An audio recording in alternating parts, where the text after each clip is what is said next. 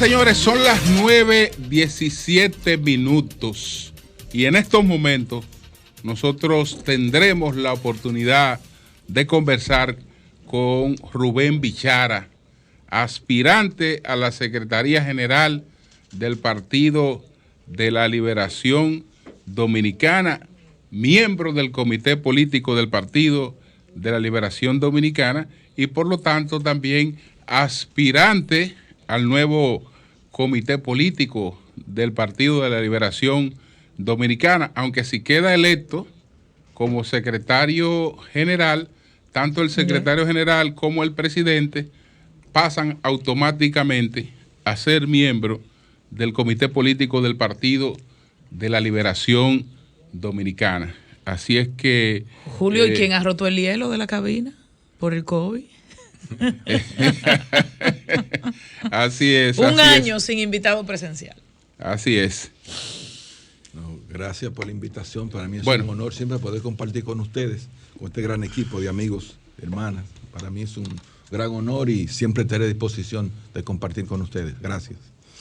Bueno, Bichara, ¿por qué busca la Secretaría General del Partido de la Liberación Dominicana?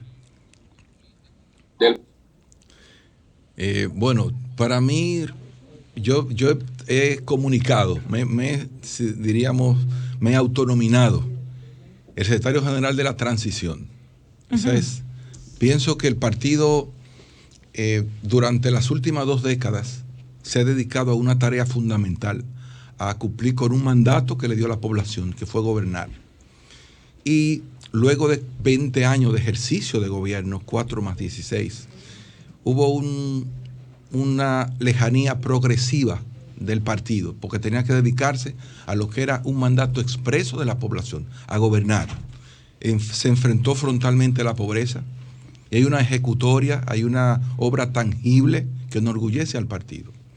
Ahora, esa dedicación también fue dejando un costo atrás, que fue un deterioro de las estructuras partidarias, que un segmento que no lograba visibilidad, una comunicación que se rompió porque ya un dirigente no se reunía con que lo lideraba o con la estructura, sino con un funcionario, y eso fue un ejercicio que se prolongó por 16, 20 años. Entonces nos toca a nosotros ahora hacer una transformación, una adecuación del partido, una renovación, pero sobre todo, como he dicho, tenemos que lograr una transición a una generación que espera visibilidad y oportunidad. Entonces, mi objetivo en este caso es ser ese puente de transición, pero primero de reconstrucción, de transformación que debe correr el partido. Por eso estoy aspirando a la Secretaría General. Bueno, usted ha recibido endosos o apoyos importantes, pero ¿cuál sería su norte de trabajo y que entonces sirva de herramienta para lograr que no solo fulano o fulana le den ese apoyo, sino lograr una mayoría en un proceso evidentemente competitivo a lo interno de su partido? Mira, yo pienso sobre todo que hay grandes temas que el partido debe abordar. Nosotros, si tú analizas, el partido nace en el 73 y en ese tiempo tú tienes a Toñito Abreu, que viene del PRD y pasa al PLD como secretario general. Las contradicciones iniciales de un partido incipiente en formación lo hicieron salir de la posición, pero hasta sus últimos días hizo causa con nosotros, compañero meritorio que aportó muchísimo. Luego vino Alburquerque. Alburquerque entonces tiene que renunciar también. Cuando se lo pide el propio presidente Juan Bosch, compañero Bosch, le pide la salida del partido, su renuncia a la posición, porque se armó una lucha por el control del partido entre activistas nacionales y activistas de masa. Recuerda el tema de los fiallos y Alburquerque por un lado, hasta que tuvo que salir de la posición. Ya venía con una diferencia con Toñito desde atrás, pero ahí también tiene que salir. Luego entonces el partido cae en manos de Lidio Cadete, compañero que era un sacerdote en ejercicio, que durante 14 años se dedica junto con Juan Bosch y el equipo a desarrollar y construir el partido. Eso se prolonga durante 14 años consecutivos. y entonces el partido llega al poder. Ya en el poder entra José Tomás. José Tomás dura menos tiempo, pero en su época, en su periodo, el partido se apertura. Cuando ganamos la membresía eran 3.038 miembros del PLD, cuando ganamos las elecciones. Entonces luego se dio categoría de miembros a los circulistas, se termina la formación política y la formación de miembros. Se pasa a un partido abierto.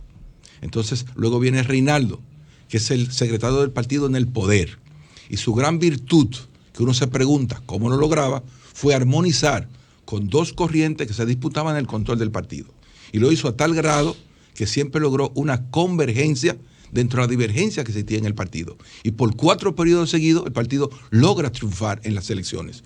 Un hecho sin precedentes en la historia política regional y mundial en un sistema democrático. Ahora, ¿qué tenemos ahora?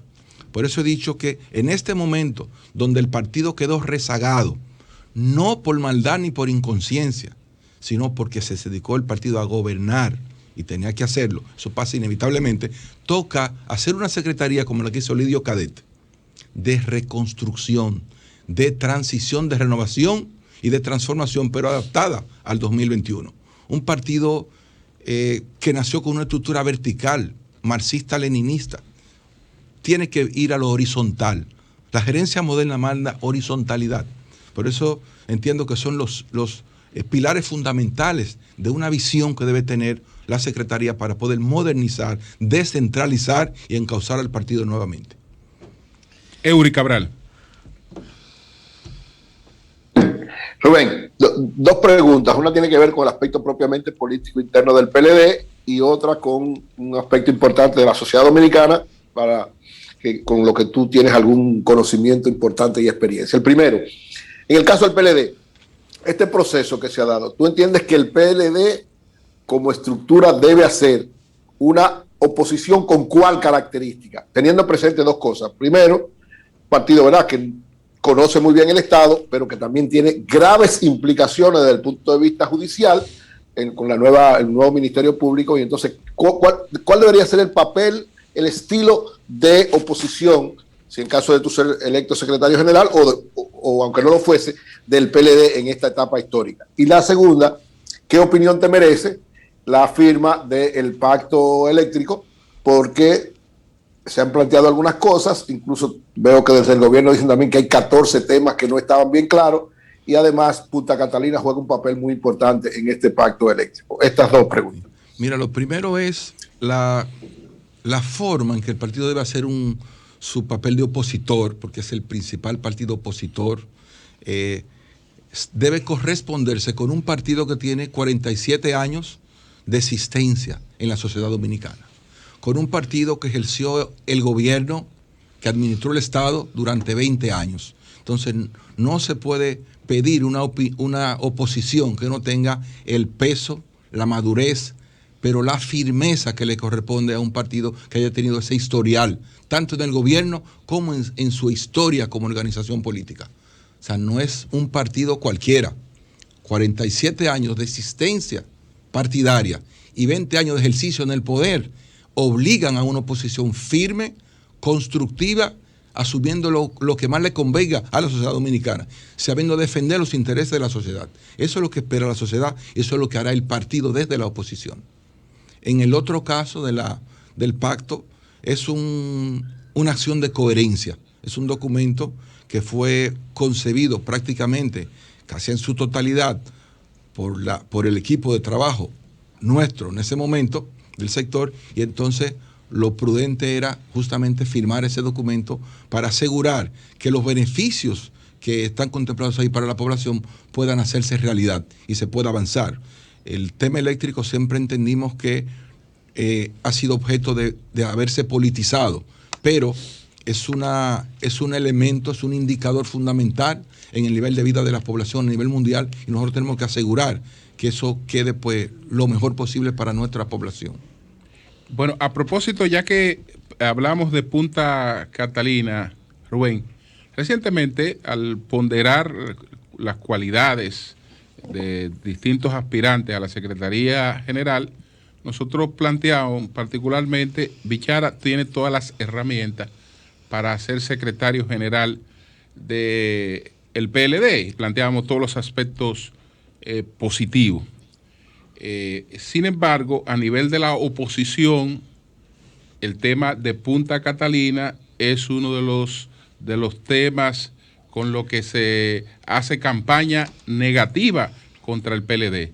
Se llega a decir incluso que Punta Catalina es un cuerpo de delito. Y todo esto indica que la judicialización de la política pudiera en cualquier momento tener a Punta Catalina como un tema de referencia, y ahí la figura de Rubén Bichara pues tendría un rol importante. Entonces quisiera saber qué piensa de esta parte que tiene que ver con los posibles vínculos con Punta Catalina y lo que se ha querido hacer en términos negativos con esa obra. Mira, yo pienso que luego de 20 años en el poder, el partido ha tenido cientos, miles de funcionarios, y no solamente con esa obra, con todas, tendrá que responder de lo que haya que responder, porque el que hace una función pública tiene que no puede ver como una ofensa que se indaga si lo hizo bien o lo hizo mal. Eso no es nada pecaminoso. Lo único que es pecaminoso es que tú construyas verdades para destruir o que te niegues a aceptar una verdad.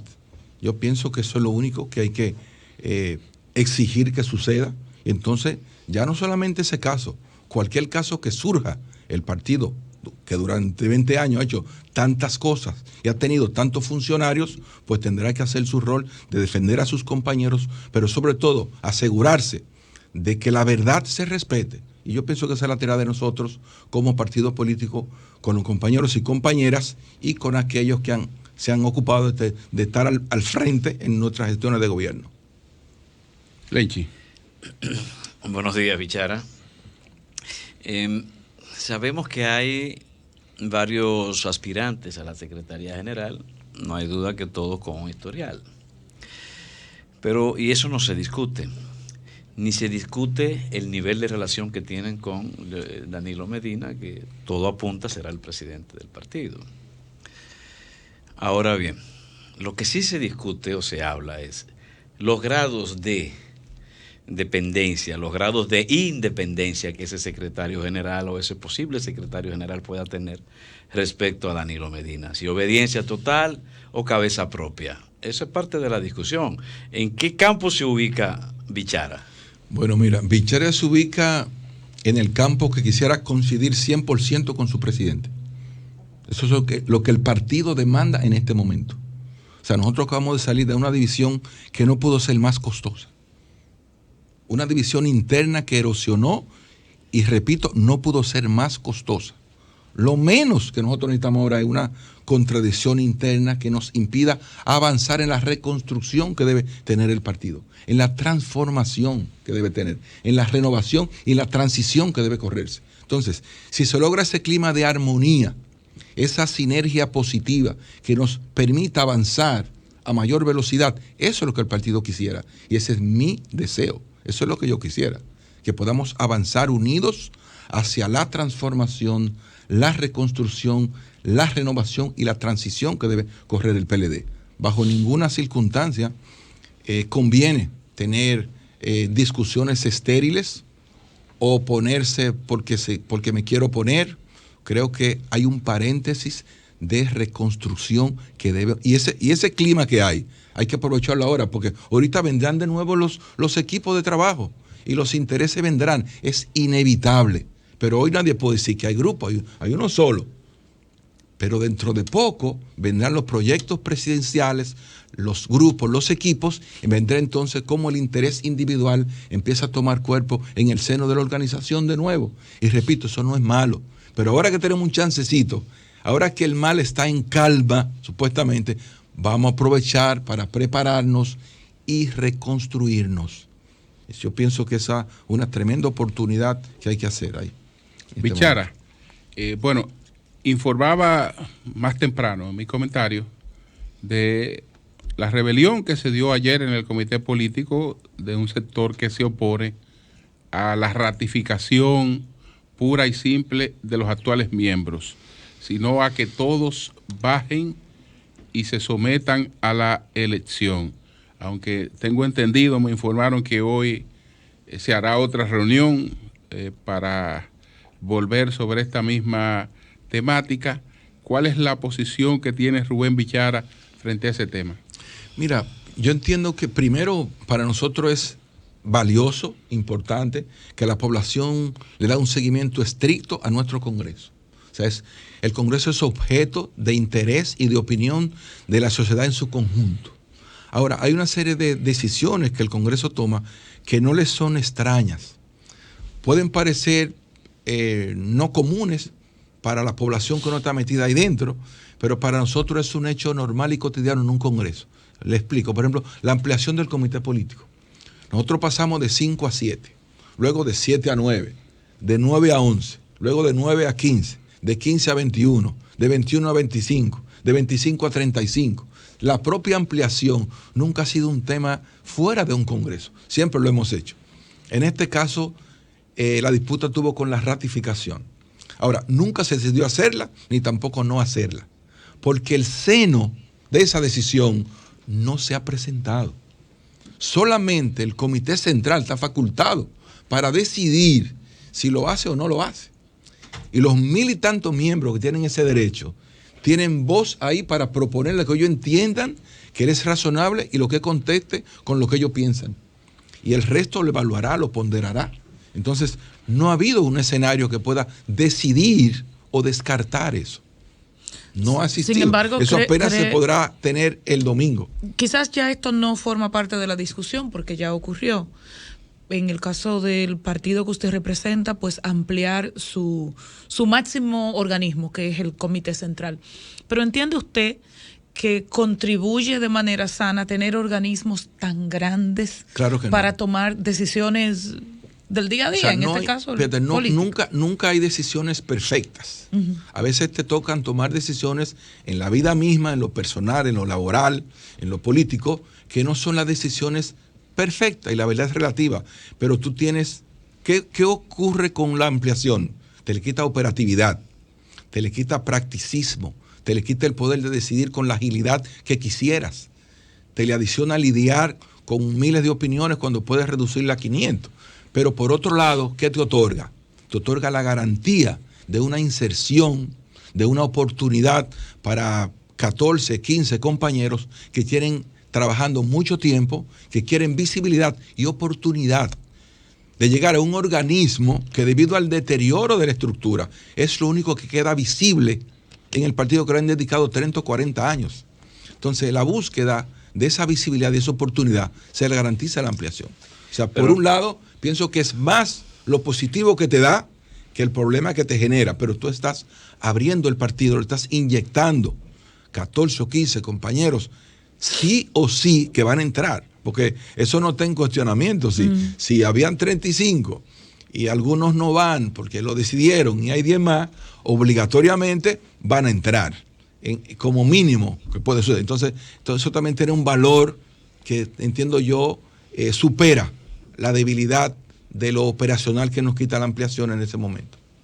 Yo tengo la impresión de que, es una impresión de un análisis que he hecho, de que organismos tan grandes como, por ejemplo, un comité central del PLD o del PRD con 1.200, 1.300, 1.600, no es más que la expresión de una distribución de fuerzas de los grupos internos, aunque tú has dicho que no lo hay, pero sí lo hay, grupos con intereses futuros. Entonces, no es esa realmente la expresión de una presión de esa realidad a la que se va a tener que enfrentar el próximo secretario general del PLD, que además entiendo, en base a lo que Julio informaba hoy, que también lo que ocurre el domingo marcará si el PLD quiere seguir por una ruta renovadora, que por cierto José Lalú dice que hubo una contrarreforma, o si entrará por una ruta tradicional. Mira, yo particularmente me he quedado sorprendido por la emoción que los compañeros han sentido cuando han sido electos al Comité Central. Y recuerdo cuando estuve en Salcedo, visitando al compañero Pablo recién electo. Cuando yo lo escuchaba hablar, 10 días después de su elección, todavía le sentía esa emoción de lo que eso significó para él, el haber sido electo al comité central. Y cuando tú tomas la matrícula de electos, te vas a encontrar que cerca de 90 de los compañeros electos son jóvenes que están entre 28 y 30 y pico de años, casi 90, 89 para ser más preciso. Entonces ha habido una verdadera inyección y un apoyo a la juventud en ese proceso. Cuando tomas los primeros 30, el 35% son mujeres. O sea, yo pienso que la lectura es positiva, favorable, te da un buen inicio y, como te decía ahorita, es verdad que se estarían gestando aspiraciones internas. Eso es inevitable. Es positivo, porque si no el partido no tuviese sentido, pero nos tocará gerenciar esas aspiraciones, hacerlo con equidad y con transparencia. Pero si no hay esas aspiraciones, el partido no tendría vida. O sea que eso es parte de las tareas que hay que hacer, y por eso nosotros hemos incluso concebido pilares importantes que debe desarrollar la Secretaría para poder llevar al partido, del partido que somos, al que debemos ser en una sociedad en estos momentos.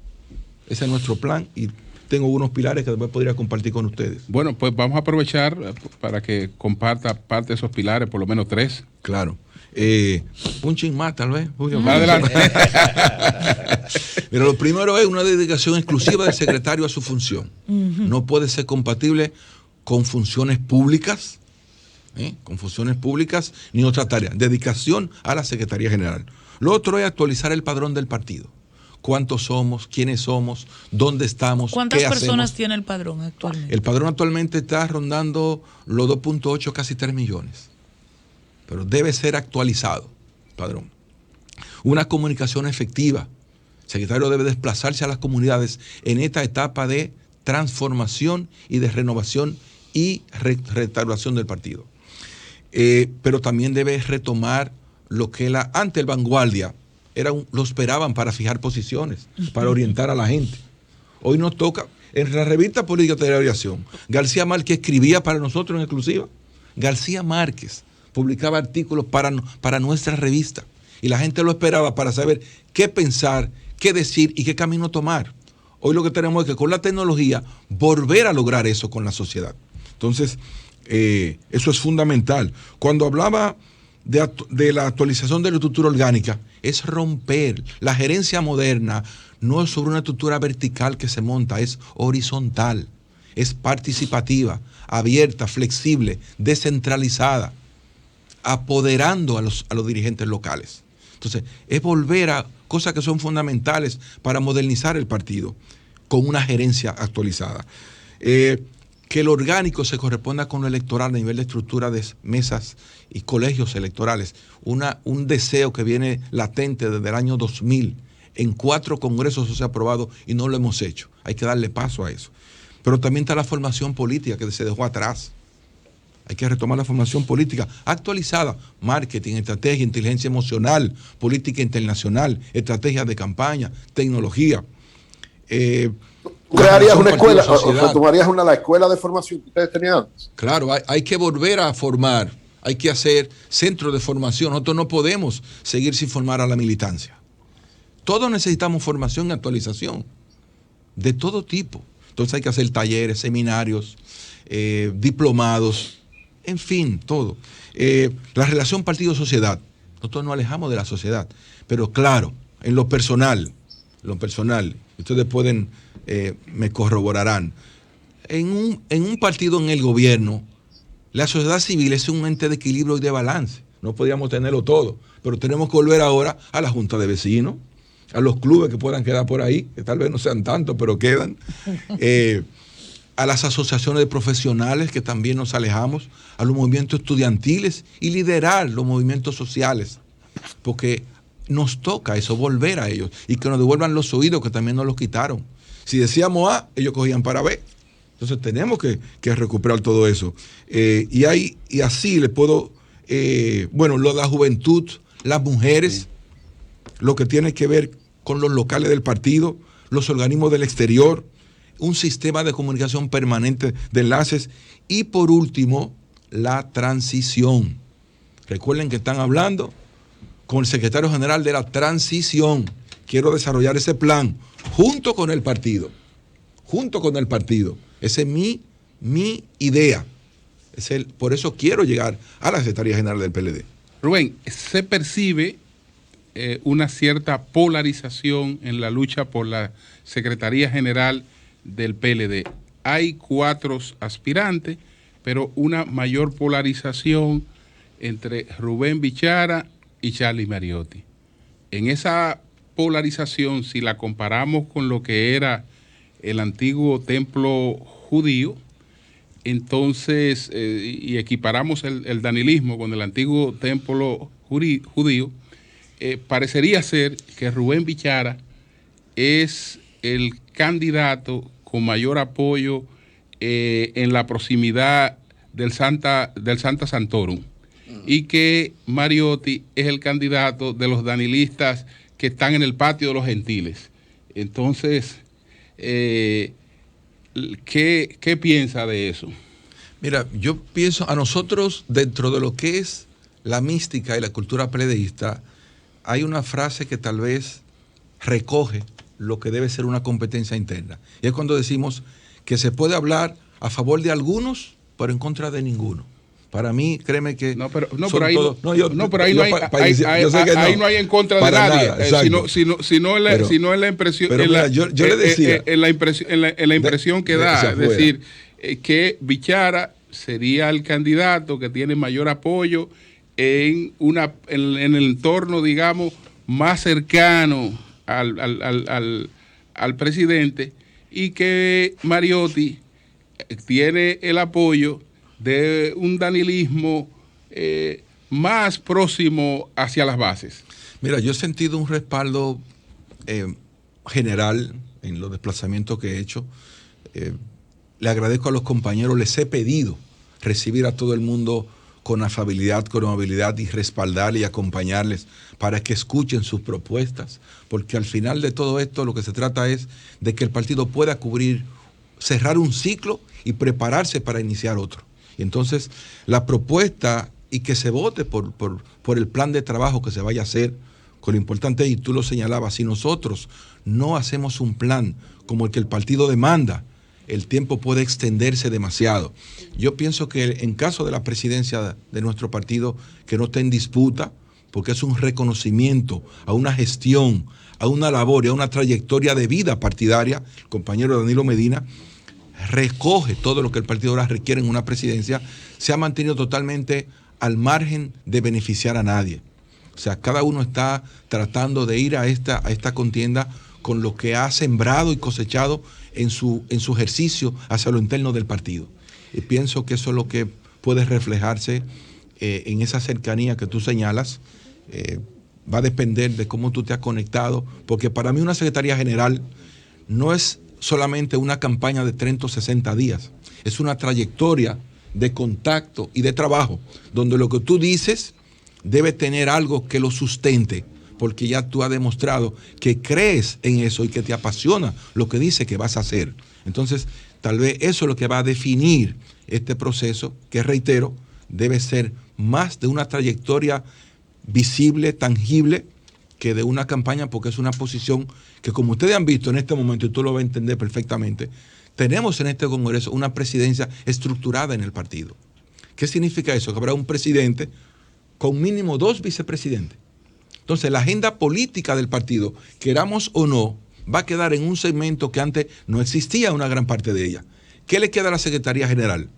Una operatividad, ser un armador de la estructura partidaria, gerenciar esos recursos que están ahí a nivel local, provincial, municipal, en los distritos y en el exterior. Entonces, esa correspondencia es lo que tiene que verse para poder escoger un secretario que responda a lo que el partido ahora tiene como necesidad. Por eso yo comparaba, y le decía ahorita, la secretaría que hay que hacer ahora es la que hizo Lidio en esos 14 años, pero adaptada al 2021. Y hay un tiempo para hacerlo, y tenemos que hacerlo ahora. Bueno, ¿y qué hará el secretario general Bichara? ¿Cuál sería la posición de Bichara como secretario general frente a situaciones como la que alega y defiende José La Luz y otros? ¿Sería una posición dura de sanción, de negociación, de armonización? ¿En qué caso específico? Bueno, porque tiene una actitud crítica en el sentido de que habla de que ha habido un movimiento, un proceso de que el Congreso ha sido realmente algo contra reforma. Yo creo que tú conoces públicamente las posiciones de José y de otros que han alegado falta de democracia en el proceso. Entonces, ¿cuál sería la actitud del secretario general frente a ese tipo de compañeros del PLD que tienen esa actitud? No, es que lo que pasa es que, fíjate, el partido tiene todo bien estructurado. Es una institución que tiene una gobernanza interna muy clara y hay organismos que se encargarán de evaluar. Ahora, no hay una decisión que se haya tomado donde el estatuto establece no puede considerarse ilegítima. Todas las decisiones, para poder ampliar el comité político, no lo pudo decidir el comité político. Tuvo que irse a una especie de plebiscito, tuvo que convocar una plenaria, que es lo que establece la gobernanza partidaria, que es lo que establece nuestros estatutos. Entonces, cuando tú actúas apegado a lo que está ahí, la democracia es buena cuando te conviene, pero también cuando no te conviene. No puede haber una democracia que solo resulte lo que tú deseas. Entonces, si bien es cierto que cuando nosotros nacimos éramos inclinados totalmente a un centralismo democrático, es una verticalidad, hoy estamos conscientes que tiene que haber una especie de combinación y de aspirar a que haya una unificación lo más grande posible, a una horizontalidad gerencial, pero también hay que respetar lo que se ha decidido internamente bajo la normativa del partido. Y yo pienso que ahí es donde hay que entender que la democracia es buena cuando te favorece, pero también cuando no te favorece, si se ha ejercido correctamente y con transparencia esa votación. Bueno, señores, pues muchas gracias a Rubén Bichara, aspirante a la Secretaría General del Partido de la Liberación Dominicana, por compartir sus ideas con nosotros, su propuesta para la Secretaría General del PLD, que el próximo domingo pues define este tema, el Partido de la Liberación Dominicana. Y gracias, Bichara, por este regalo tan valioso, una obra muy interesante que nos acaba aquí de dejar, Hablar con extraños, de Malcolm Gladwell. Dejó solo una, Julio. Un saludo para Rubén. Ahora aquí no hay ningún voto. Aquí no hay ningún voto.